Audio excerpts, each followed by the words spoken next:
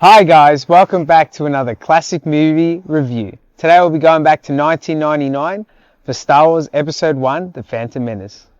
The movie stars Liam Neeson, Ewan McGregor, Natalie Portman, and Jake Lloyd. This is the first film in the prequel series, and it follows the Trade Federation as they make plans to take over Naboo, and the Jedis have to come in and rescue the Queen and protect her while they meet a young slave boy, Anakin Skywalker, and then bring him to teach him the ways of the Force. So let's get into the review, and Cameron, if you'd like to take us away. Yeah, Star Wars for me, that's where my love for movies really started, with the original trilogy, especially Episode 5. Shout out to my Mama Rose, showing me the way of the Force. But yeah, Star Wars Episode 1, for me, as watching it as a young kid, I just loved everything about this movie, especially Jar Jar Binks. Gets a lot of stick, but you know, when you're a young child, just the quirkiness and the over-the-top comedic value for me was great. But now watching it as an older person, I can see where the annoyance is from, but I still have that nostalgic love for him. And yeah, we watched this in 40X, so we had the added motion and effects, and I think that really helped in this movie, because when I used to watch these ones back, this was probably the slowest one out of the original 6 for me, because it does delve into more the political side of Star Wars, which can be boredom for some, but if you're a fan of the series, like, you just sort of enjoy it a bit more. But yeah, I thought the pod racing was the absolute standout for me in the 40X. To elevate that scene for me was just a childhood dream, because that scene alone at home is amazing, and just to add it in the cinema with the movement was fantastic. And just to hear the Duel of Fates song in the cinema for me was a highlight. That's my favorite Star Wars song other than the original theme. And yeah, John? Yeah, I enjoyed the film. I watched it in the motion cinema overseas while we were away, so it's been a little while in making this review. But I found the first time to see the CGI compared to the original 3 films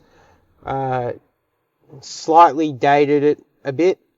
I mean, the story with the political side of it, it does slow it down a bit, makes it a bit of a drag at some points, because it gets very politicized in terms of the underlying factors. And I mean, it all comes to what happens in the 3rd film, and it all builds upon that. So yes, it is important, but it does slow it down a bit. Probably my favorite part was, yes, probably the pod racing.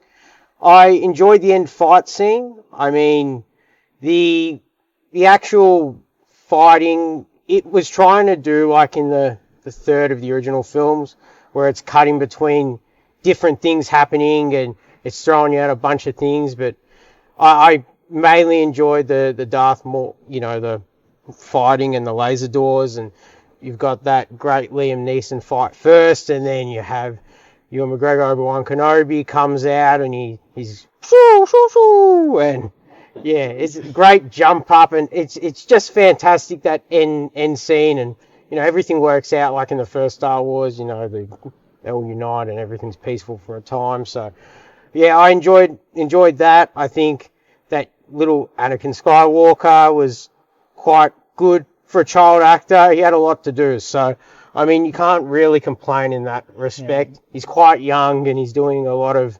wording and things like that, so I didn't really have much of an issue with him. Mainly, my main gripes, like the CGI on the pod racing, perfect, fantastic. And I think with the motion cinema, it gives it that nice, and it just gives that bit of depth that you don't get, especially in like 1999 when that film came out.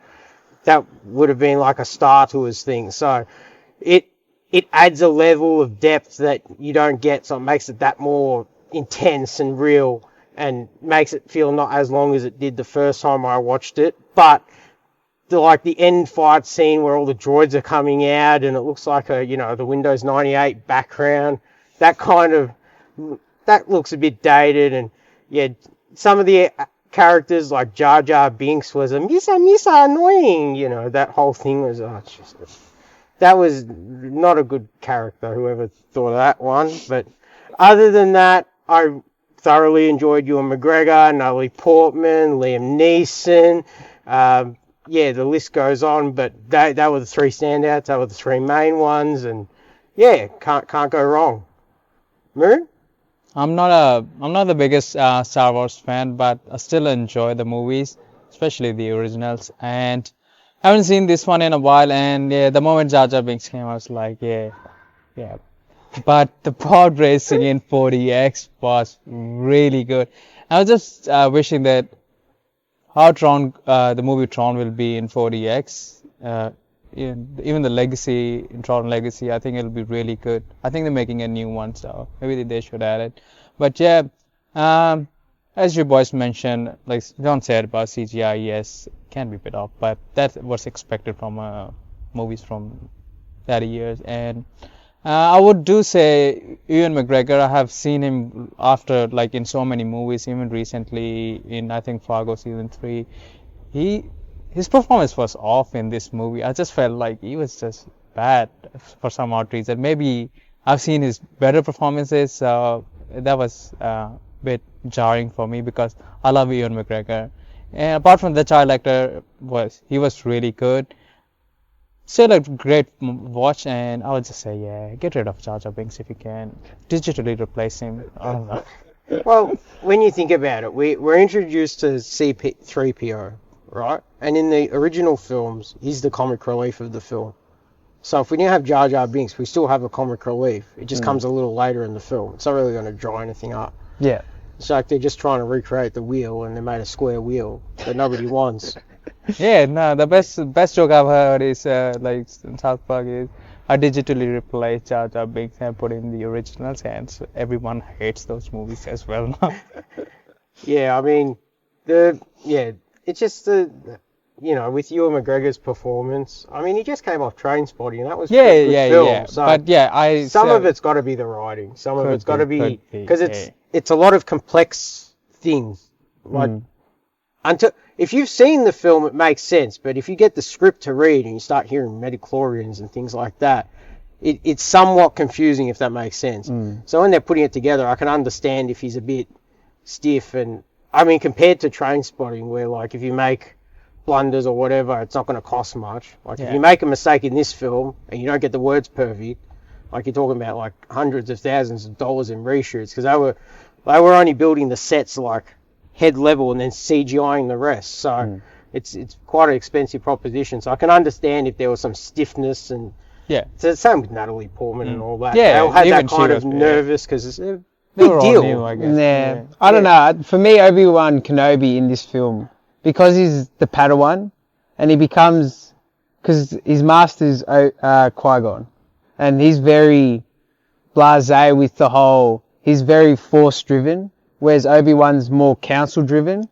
Yeah. So that was the diversity. That's why Obi-Wan can come across in this film as a bit more like, I don't know, you could have a gripe with it because he gets him under the skin because he's always the goody two-shoes, you know what I mean? He's always by the book.